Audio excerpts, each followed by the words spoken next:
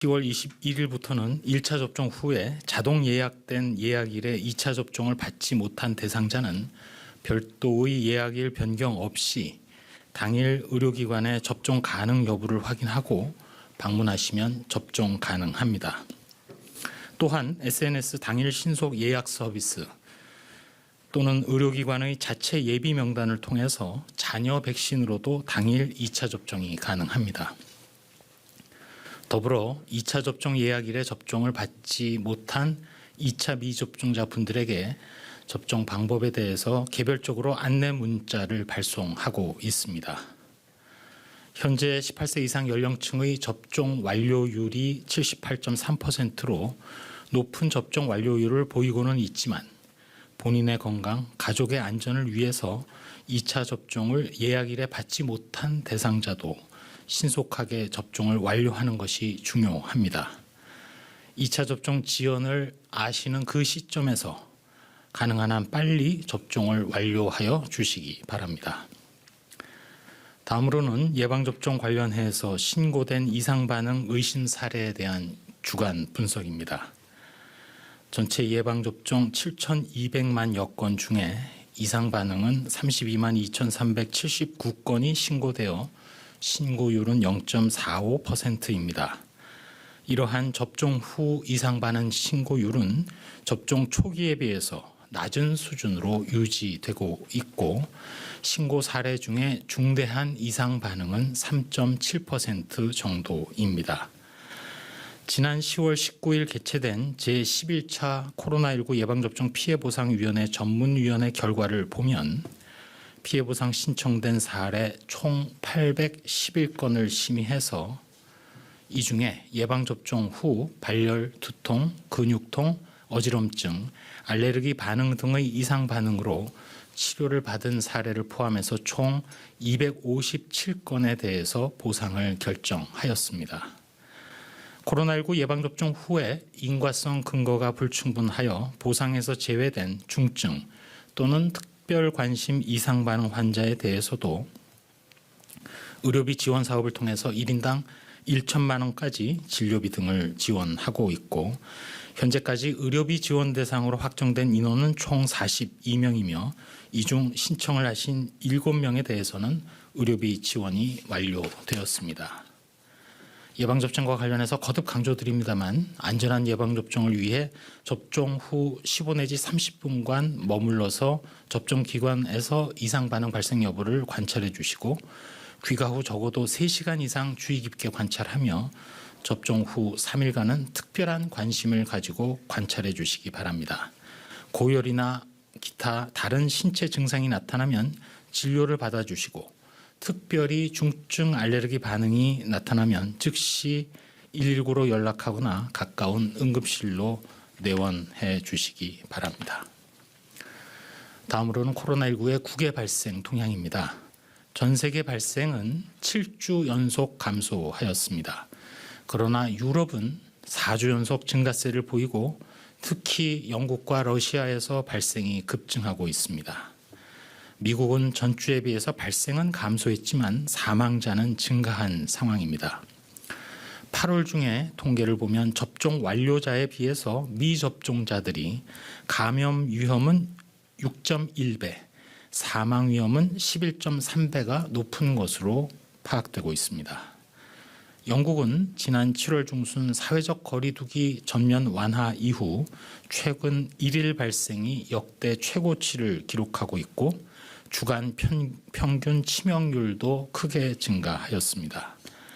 러시아는 5주 연속 발생이 급증하여 역대 최대로 발생하였으며 사망자 규모 또한 역대 최대입니다. 이러한 해외 상황과 같이 다음으로는 변이 바이러스에 대한 국내 대응 조치에 대해서 말씀드립니다. 현재 국내외 예방접종 완료자가 해외에서 입국 시에 격리 면제를 적용하고 있습니다만 격리 면제 적용이 제외되는 국가에서 입국할 때는 예방접종을 완료하였더라도 격리 면제 적용을 제외합니다. 이러한 격리 면제 국가 선정 시에는 해당 국가의 해외 유입 확진자 현황, 변이 점유율 등을 종합적으로 고려합니다. 이번에 오는 11월 예방접종 완료자 격리 면제 제외 국가 16개 나라를 선정하였습니다. 이에 따라서 국내 예방접종 완료자, 해외 예방접종 완료 격리 면제서 소지자, 해외 예방접종 완료자 확인서를 소지한 자라 하더라도 11월 예방접종 완료자 격리 면제 제외 국가에서 11월 1일 이후 입국하는 경우에는 격리 면제가 제외됩니다. 다음으로 연구개발 관련 사항입니다. 국립감염병연구소에서는 추가 예산을 확보하여 임신부 또 12에서 17세의 소아청소년에 대해서 코로나19 백신 접종에 따른 부작용 항체 형성을 연구합니다. 또한 현재 비교 임상으로 3상이 진행 중인 국내 개발 백신에 대해서 미리 추가 접종 시 효과에 대한 연구도 실시합니다.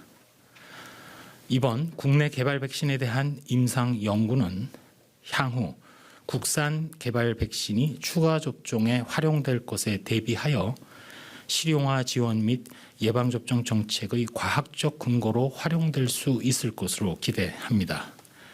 특별히 이러한 국내 개발 백신의 추가 접종 연구는 현재 임상 시험이 진행 중임을 고려해서 식약처 승인을 통한 연구자 임상 시험으로 수행함으로써 임상 연구의 신뢰성도 확보할 예정입니다.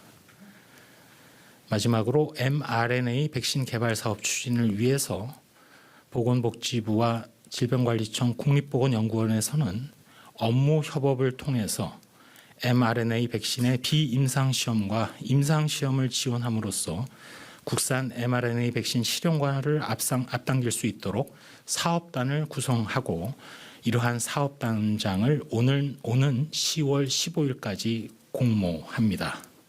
사업단장의 공모에 대한 자세한 내용은 보건의료기술종합정보시스템 및 국립보건연구원 홈페이지에 게시되어 있음을 말씀드립니다. 한 말씀 드리도록 하겠습니다. 전 세계 코로나19 발생은 현재 계속 감소세입니다. 그러나 그 감소의 폭은 줄어들었습니다. 접종률이 높은 국가에서도 발생이 증가하는 경우가 있습니다. 우리나라의 코로나 상황은 전반적으로 긍정적입니다. 전체적으로 감소세를 유지하고 있습니다. 백신 접종 완료율은 백신을 개시한 최선두 국가들을 추월한 것은 물론이고 이제는 빠르게 높은 접종률을 가지고 있는 국가들에 접근해 가고 있는 중입니다. 그러나 도전도 만만치 않아서 아직은 전체 발생이 큰 규모입니다. 또한 코로나 발생에 유리한 동절기 그리고 독감이라든지 다른 호흡기 감염병이 같이 유행할 수 있는 겨울철을 맞습니다. 또한 접종 일정상 앞서서 접종받은 분들의 면역도가 서서히 내려가고 있는 중이기도 합니다.